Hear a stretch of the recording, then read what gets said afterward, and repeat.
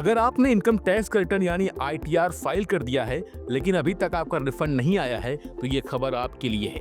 कई बार लोगों को यह पता नहीं होता कि रिफंड में देरी होने से सरकार उन्हें सिर्फ रिफंड की रकम नहीं बल्कि उस पर देरी के लिए ब्याज भी देती है। आइए समझते हैं कि यह नियम क्या है और आप घर बैठे कैसे अपने रिफंड का स्टेटस चेक कर सकते हैं। वैसे ITR रिफंड में देरी होना आम बात है, लेकिन इनकम टैक्स विभाग इस देरी के लिए आपको सेक्शन 244A के तहत ब्याज देने के लिए बाध्य है। यह एक तरह का मुआवजा है जो टैक्स पेयर को मिलता है। ब्याज का नियम बिल्कुल सीधा है।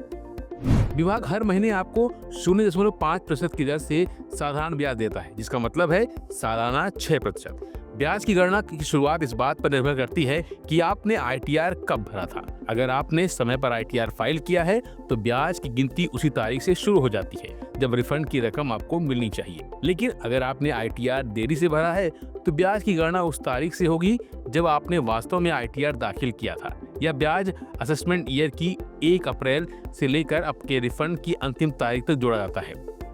खैर, अब बात करते हैं सबसे जरूरी काम की, रिफंड का स्टेटस कैसे चेक करें। इसके लिए आपको कहीं जाने की जरूरत नहीं है। आप 2 आसान तरीकों से अपना स्टेटस चेक कर सकते हैं। पहला है इनकम टैक्स विभाग का ई-फाइलिंग पोर्टल। आपको अपने पैन नंबर और पासवर्ड से लॉगिन करना होगा। लॉगिन करने के बाद आपको ई-फाइल सेक्शन में जाकर इनकम टैक्स रिटर्न और फिर व्यू फाइल रिटर्न्स पर क्लिक करें। यहाँ आपको अपने ITR की पूरी स्थिति दिख जाएगी। दूसरा तरीका है NSDL की वेबसाइट पर जाएं। यहाँ आप अपने पैन नंबर और सही असेसमेंट ईयर डालना होगा, जिसके बाद रिफंड की स्थिति तुरंत स्क्रीन पर आ जाएगी। लेकिन रिफंड में देरी से बचने के लिए कुछ बातों का ध्यान रखना बेहद जरूरी है। सबसे पहले यह सुनिश्चित करें कि आपका बैंक खाता ई-फाइलिंग पोर्टल पर प्री वैलिडेटेड हो। अगर आपका बैंक खाता सत्यापित नहीं होगा तो रिफंड की प्रक्रिया अटक सकती है। आमतौर पर रिफंड की रकम RTGS या NEFT के जरिए सीधे आपके सत्यापित खाते में आती है।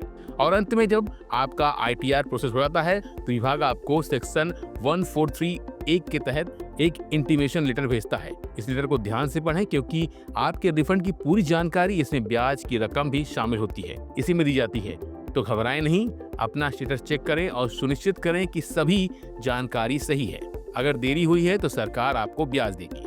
तो जैसा कि हमारी रिपोर्ट में स्पष्ट हुआ है कि रिफंड में देरी पर आप टैक्स पेयर को ब्याज पाने का पूरा हक है। अपने बैंक खाते को हमेशा अपडेट रखें और अपने ITR स्टेटस को नियमित रूप से चेक करते रहें। तो आपको हमारी ये जानकारी कैसी लगी जरूर बताइएगा। फिलहाल में बस इतना ही। बाकी अपडेट बने रहिए वन इंडिया हिंदी के साथ। Subscribe to One India and never miss an update. Download the One India app now.